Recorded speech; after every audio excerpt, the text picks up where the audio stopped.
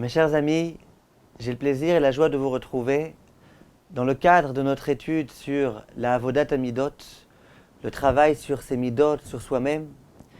Et nous allons commencer aujourd'hui avec la première mida. On ne pourra pas tout évoquer en une fois. Ça nous prendra du temps, Bezrat Hashem. Mais ce sera, comme vous allez le voir, une aventure extraordinaire. Nous allons parler cette fois-ci du Emet. Emet, c'est ce qu'on traduit en général la vérité. Être un homme de vérité, être un homme moral, et tout faire selon des exigences de vérité. Généralement, l'impression qu'on a de ce qu'est la vérité ou le mensonge, c'est de savoir quels sont les propos qui sortent de ma bouche. Est-ce que j'ai menti ou est-ce que j'ai dit vrai? J'ai pu dire les pires bêtises, mais dans la mesure où elles sont vraies, où elles sont exactes, dans les moindres détails, j'ai l'impression que ce que je dis, c'est la vérité. Et quelquefois, il suffit que je mente un petit peu pour qu'on ait l'impression que moi, je suis un menteur. Je suis un homme qui vit dans le mensonge. Je ne suis pas un homme de vérité. Il faut savoir qu'en fait, ce n'est pas exactement ça. Il y a des choses qui pourraient sembler être vérité et qui en fait sont mensonges.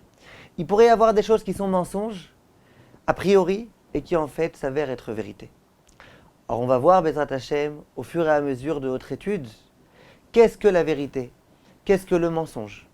Qu'est-ce que le Emet? Et qu'est-ce que le Sheker? Une chose doit être sûre. Si lorsqu'on parle de Emet, il s'agit simplement de ne pas mentir, il s'agit simplement de faire attention à ce que je raconte et ce que je dis, de ne pas déformer la réalité, on n'appellerait pas ça une mida, on n'appellerait pas ça un état d'âme, une qualité. On appellerait ça une mitzvah de la Torah. Quand tu parles, tu as une interdiction de mentir. De la même façon que tu as une interdiction de manger pas cachère, tu as une interdiction de déformer la vérité. Or, on voit que ce n'est pas vrai. Le Emet, Chachamim mentionne ça comme étant une mida, comme étant un trait de caractère qu'il faut cultiver, qu'il faut travailler, qu'il faut corriger. C'est bien que le Emet, ce n'est pas simplement parler vrai, mais c'est être vrai, c'est penser vrai, c'est devenir vérité. Et une fois que je suis vérité, évidemment, je parlerai vérité. Si j'ai réussi à travailler la mida qui s'appelle le Emet, la résultante sera que, bien évidemment, ce que je dirai, ce sera des propos de vérité. Il faut savoir que, au sujet du mensonge, il est écrit « Midvar sheker tirchak ». Tu t'écarteras de choses qui sont mensonges. Et le Sforno sur place nous fait remarquer, il y a deux choses qui sont ici un petit peu étonnantes. C'est pourquoi tu t'écarteras. En général, quand il y a une chose qui est prohibée par la Torah, on me dit « ça c'est interdit ». On ne me dit pas « tu t'écarteras de ça ». Uniquement à propos des relations interdites, il est écrit qu'il faut s'écarter des harayot. Et de là, il y a plein de halachot qui vont être apprises. Mais au sujet des autres halachot, on ne me dit pas « tu t'écarteras ». Tu t'écarteras du crime, tu t'écarteras du vol, non. Et au sujet du mensonge, on me dit « midvar sheker tichak ». Deuxièmement, c'est quoi ce terme-là? Dvar. Dvar, en français, on dirait une chose. D'une chose mensongère. C'est quoi une chose mensongère? Dis-moi, écarte-toi du mensonge. Mi sheker tichak. C'est quoi ce midvar sheker tichak? Et le Sforno nous dit, je vous lis dans les mots, Mikol davar sheyuchal lesavev sheker. C'est pas simplement qu'il ne faut pas mentir, mais c'est toute chose qui peut te conduire au mensonge, toute chose qui peut te faire dévier un petit peu de la vérité, de l'exigence de Emet. De ça, il va falloir s'écarter. Donc on voit qu'il y a ici une exigence particulière. Au sujet du mensonge, c'est pas simplement qu'on n'a pas le droit de mentir, mais c'est que la Torah elle-même, elle me met plein de barrières. Tout ce qui peut te faire frôler au mensonge, écarte-toi un maximum. C'est que l'exigence de vérité, elle est importante. Qu'est-ce qu'il y a de tellement important? On raconte qu'un jour, il y a un homme qui était un homme de vérité et qui travaillait énormément sur le Emet. Et il disait, moi, je vais être vraiment vérité et je m'engage à plus jamais mentir. Je m'engage à tout ce que je dise, tout ce qui sort de ma bouche soit complètement vérité. C'est fini les mensonges. Et puis un jour, il a voulu voler quelque chose à quelqu'un. Il avait un très grand Yetzer Hara. Il s'est dit, allez, je vole pas. Je vole pas. Je vole pas. Il ne savait pas quoi faire. Et puis à un moment donné, il s'est dit, mais la vérité, je ne peux pas voler. Pourquoi? Je me suis engagé dorénavant à ne plus jamais, jamais, jamais, jamais mentir. Je me suis engagé dorénavant à être vérité. Il dit, maintenant imagine qu'on m'attrape. On m'attrape en flagrant délit et on me dit, qu'est-ce que tu as fait? Mais je vais être obligé de dire que j'ai volé, puisque j'ai dit que je mentirais jamais. Ah, mais je ne peux pas dire que j'ai volé. Si je dis que j'ai volé, on va m'attraper, on va me mettre en prison, on va ceci, on va cela. Et donc du coup, le bonhomme, il n'a pas volé. C'est pas qu'il n'a pas volé, sous-entendu, parce qu'il sait que c'est grave de voler. Non, cet homme-là, ce n'était pas un homme qui craignait le vol. Cet homme-là, c'était un homme qui a dit dorénavant, je vais être vérité. Et cette exigence de vérité, elle l'a dissuadé de voler. Voilà l'histoire qu'on raconte. Et au passage, c'est de cette façon-là qu'on peut corriger nos midotes. Quelquefois, grâce à une bonne mida, je peux tout corriger. Là, vous voyez. Grâce à cette exigence de vérité, le bonhomme, il ne va pas voler, il ne va pas manger pas cachère, de peur qu'un jour on lui demande et que, etc., etc., etc. Voilà l'histoire qu'on raconte. Mais à mon avis, il y a quelque chose de beaucoup plus profond qui se cache derrière cette histoire. Qu'est-ce qui se cache ici? C'est quoi un homme de vérité? Un homme qui s'habitue au fur et à mesure à travailler sur le Hémet. Un homme de vérité, c'est un homme, par exemple, qui va faire ce qu'il sait être vrai. C'est ça la vérité. Si je dis quelque chose, et que je pense quelque chose, et que je suis vérité, eh bien je vais le faire. S'il y a une dichotomie entre ce que je pense et ce que je fais, je suis déjà plus vérité. L'homme de vérité, c'est l'homme qui essaye de faire ce qu'il pense être vrai. Quand cet homme-là, il a travaillé durant toute sa vie sur la vérité, je vais être vérité, je vais dire vérité, je vais professer la vérité, je vais être sans arrêt vérité. Et bien au bout d'un moment, cet homme-là, au moment où il se dit, allez, je vole ou je vole pas, eh bien c'est fini. Il ne volera pas. Pourquoi il ne volera pas? Parce qu'il comprendra que voler, ce n'est pas vérité. La vérité, c'est qu'il ne faut pas voler. La vérité, c'est que ça ne se fait pas.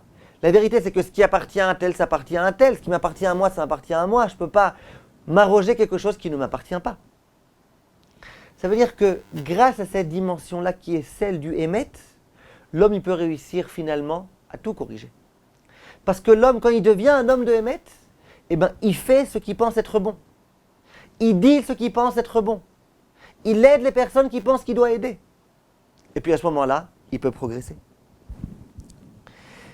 Et c'est ce qu'on appelle, dans la terminologie du Moussar, un homme qui est Bar Samcha. Il y a des gens, on peut leur faire confiance. Il y a des gens, on sait que ce qu'ils disent, c'est vérité. Que ce qu'ils font, c'est vérité. Que les conseils qu'ils donnent, ils les donnent et que ça provient d'une exigence de vérité. Et il y a des gens, ils changent d'avis comme ils changent de chemise. Ils prononcent des engagements que finalement, ils n'honorent pas du tout. Il y a des gens, on sait qu'on ne peut pas leur faire confiance. Et bien, je peux vous dire que dans l'école de Kelem, on mettait un accent particulier sur le fait qu'il faut être un bar samra. Quand tu as dit quelque chose, il faut que tu le fasses. Il faut que tu ne dises quelque chose que si tu as bien réfléchi. Tout ce qui sort de ta bouche, ça doit être uniquement vérité. Et combien c'est rassurant de savoir qu'on a face à soi un homme qui est bar samra. Je peux vous dire au sein des couples, quand l'homme sait que sa femme elle est bar samra, qu'on peut lui faire confiance, qu'elle ne dit que la vérité, rien que la vérité, ça rassure énormément. Quand la femme sait que son mari, c'est un homme qui lorsqu'il dit quelque chose, c'est la vérité. Lorsqu'il dit je suis quelque part, c'est qu'il est quelque part et pas ailleurs. Lorsqu'il dit je vais arriver à telle heure, il va vraiment arriver à telle heure. Et bien ça rassure. L'homme qui est un homme de vérité, c'est un homme sur lequel on peut se reposer. C'est un homme qu'on va apprécier. C'est un homme auquel on va demander conseil. C'est un homme qui sera agréable et avec lequel on aimera séjourner. Pourquoi? Parce que c'est un homme qui est complètement vérité. Et notre aspiration à nous tous, ça doit être de devenir des gens de vérité. Plus que ça, des gens qui aimons la vérité. Il y a une dimension qui s'appelle l'amour de la vérité. Et c'est de ça à présent que je veux parler en un instant. Il ne faut pas simplement être vérité. Il faut aimer la vérité et haïr le mensonge. Qu'est-ce que aimer la vérité? J'ai connu un Rav. C'était un Rav qui était en Israël responsable de tous les mikvaot. Tous les endroits, les bains rituels dans lesquels les femmes vont se tremper. Et cet homme-là, il avait, comme beaucoup de rabbanim, une grande aspiration. C'était de pouvoir bâtir un immense bâtiment dans lequel il y aurait un grand Beth Midrash, dans lequel il y aurait un Betorah, endroit dans lequel on répond aux questions de Halacha. Et puis, il rêvait déjà de pouvoir comme ça bâtir un immense bâtiment. Simplement, ça coûte beaucoup d'argent. Et donc, durant toute sa vie, il espérait le jour où il pourrait enfin pouvoir construire un bâtiment. Un jour, il y a un homme, un milliardaire, Chabad, qui est venu voir ce Rav. Il lui a dit, écoutez, Rav, j'aimerais vous demander quelque chose. Vous savez, on a envie de construire un mikvé Chabad, un mikvé qui est selon les lois de Chabad, les lois des Lubavitch. Les Lubavitch, ils ont un certain nombre d'opinions au sujet du mikvé, comment il doit être fait. Et c'est une façon qui est un petit peu différente de la façon habituelle, ordinaire, en tous les cas, en Israël, dans laquelle on fait les mikvaot. Cet homme-là, qui était un homme donc Lubavitch, est venu voir ce Rav, que je connais personnellement. Il lui a dit, écoutez, s'il vous plaît, Rav, on aimerait bâtir un mikvé, on a besoin de votre signature. On aimerait que vous écriviez que ce mikvé, il est kasher la méhadrine. Et je vous promets, si vous êtes capable de signer, si vous acceptez de signer sur ce papier, eh bien, moi-même, je vous construis tout ce bâtiment que vous vouliez construire. À mes propres frais. Et c'était un milliardaire, il n'avait aucun problème à pouvoir le faire. Ce Rav a bien réfléchi. Et il a dit non, je ne signerai pas. Moi, j'ai bien étudié la Sougia, et moi, il me semble que si jamais il y a un mikvé qui n'est valable que d'après les lois de Chabad, ben, on ne peut pas dire d'un tel mikvé que c'est kasher la méhadrine. Je refuse. Et il a renoncé à des millions pour ça. Pour cette exigence de vérité. Et la vérité, signer, il aurait pu signer. Il y a plein de rabbanim qui autorisent. Le Rav Ovadia, il autorise ce mikvé. Plein de rabbanim autorisent. Finalement, de signer. Qu'est-ce qu'il perdait? Non. Cet homme-là, il avait une exigence de vérité. Je ne peux pas vendre ce principe-là, cette exigence de vérité, même pour des millions. Alors tant pis, on ne pourra pas construire un Beth Midrash, et bien on ne construira pas. On construira plus tard. Hachem nous aidera d'une autre façon, mais on ne construira pas. Demande le sabbat de Kelem. Comment ça se fait qu'il y ait des gens, un petit peu comme cet homme-là, qui sont prêts à renoncer à énormément d'argent pour le Hémet, pour ne surtout pas mentir, pour ne pas faire quelque chose qui n'est pas totalement en adhésion avec ce que je pense et avec ce que je sais être vérité. Dire sabbat de Kelem, ben, c'est pas compliqué. Lorsqu'un homme aime la vérité et lorsqu'un homme hait le mensonge, eh ben, qu'est-ce qui se passe? Dans une telle situation, eh ben, il opte pour la vérité. Ah, mais on lui propose 1 million? Oui. Mais lui, il a encore plus horreur du mensonge que ce million-là. Il adore la vérité plus que ce million-là. Il adore la vérité. Il ne va pas renoncer à la vérité pour 1 million, il aime la vérité. Et nous, ce qui nous est demandé, si on veut pouvoir progresser dans notre vie, au quotidien, toujours, c'est d'aimer la vérité. Aimer la vérité au maximum. Et haïr le mensonge au maximum. Dans la mesure où on aime la vérité, eh bien vous verrez comment on pourra progresser énormément. Parce que nos problèmes à nous, c'est quoi? C'est qu'on a une grande bouche, on parle beaucoup, et finalement, on n'est pas capable de faire ce qu'on pense être bon. Pourquoi? Parce que c'est pas grave, on vit un petit peu dans le mensonge. On est habitué à ça de toutes les façons. On vit dans un monde de mensonges. Eh ben non. Il faut qu'on s'habitue à la vérité et vous verrez qu'on aura tout à gagner. Le sabbat de Kelem, il nous fait remarquer une idée très intéressante. Il dit cette exigence de Hémet, elle se trouve au plus profond de tout un chacun. Et la preuve, et il donne ici une preuve très intéressante. Il dit quelquefois, vous voyez des hommes qui sont complètement immoraux. Ils vivent n'importe comment. C'est des gens de mensonges.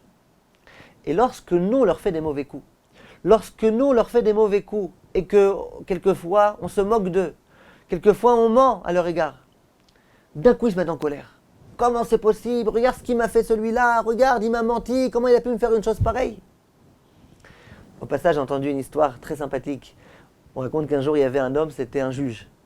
Et cet homme-là, comme beaucoup de juges, il recevait les pots de vin. Alors lui, on connaissait le principe. Il retirait ses 2 chaussures sous la table. Il avait les 2 plaignants, celui qui était à sa droite, celui qui était à sa gauche. Il avait 2 chaussures. Les plaignants, ils se mettaient sous la table, et chacun mettait une somme dans la chaussure du juge. Le juge, il faisait semblant de ne pas voir, et puis ensuite, quand ils avaient fini de mettre la somme, il remettait ses chaussures.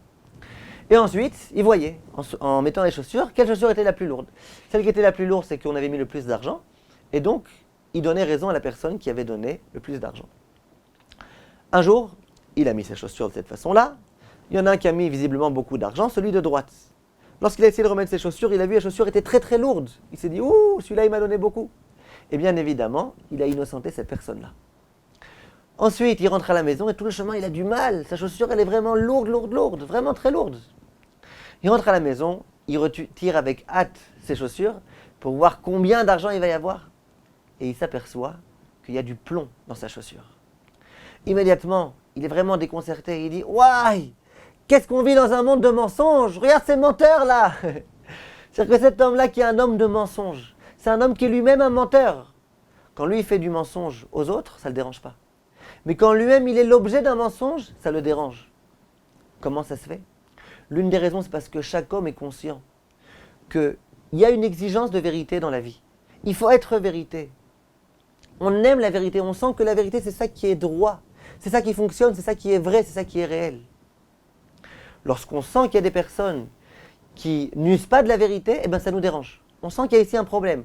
Or nous-mêmes, comme on vit dans le mensonge, eh ben on se permet. Mais l'autre, pourquoi il se permet? Pourquoi l'autre il se permet? Pourquoi il fait une chose pareille? Et d'un coup, ça nous dérange. Donc cette exigence de vérité, elle est à l'intérieur de nous-mêmes, de tout un chacun.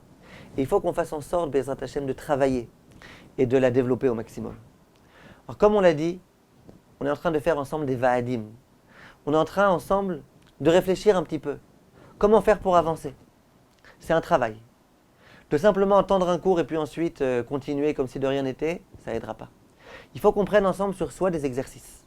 Chaque semaine, qu'on essaye de prendre sur soi un certain nombre d'exercices pour pouvoir avancer. Alors, si vous voulez jouer ce jeu avec moi, on va essayer de fixer des exercices. Les premiers exercices, pas trop compliqués, c'est d'essayer pendant une semaine d'être le plus possible vérité dans nos propos. Je n'ai pas encore dit d'être complètement des hommes métamorphosés. J'ai dit au moins dans nos propos. Ça veut dire quoi dans nos propos être vérité? Ça veut dire premièrement ne pas mentir. Bien évidemment.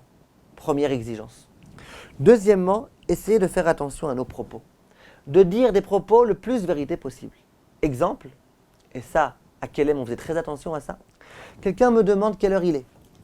Et je vois qu'il est minuit 42. Eh bien que je dise il est minuit 42. Pas il est minuit 40. Que je dise la vérité. Je rentre à la maison. Et ma femme elle me demande, dis-moi, il pleut dehors? Eh bien Kelem, vous savez ce qu'on répondait? On répondait, ben non, je ne peux pas savoir, je ne suis pas dehors. Si tu veux, je peux regarder par la fenêtre.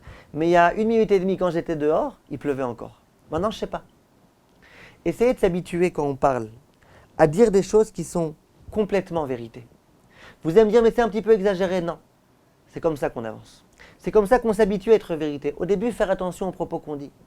Quand on raconte une histoire, qu'on rapporte et qu'on relate des faits, relatez les faits les plus précis possibles. On faisait attention à ça à Kelem. À Kelem, on ne racontait pas des histoires à peu près. On racontait des histoires extrêmement précises. C'est comme ça qu'on peut arriver au Hémet. On commence par des petites choses. Mais c'est des petites choses qui vont finalement rentrer dans notre conscience, dans notre subconscient, et qui vont nous aider au fur et à mesure à devenir des hommes de vérité. Et vous verrez qu'on aura tout à gagner à ça. Kol Tov, mes chers amis, merci de votre attention et on continue la prochaine fois avec cette qualité de Hémet. À bientôt.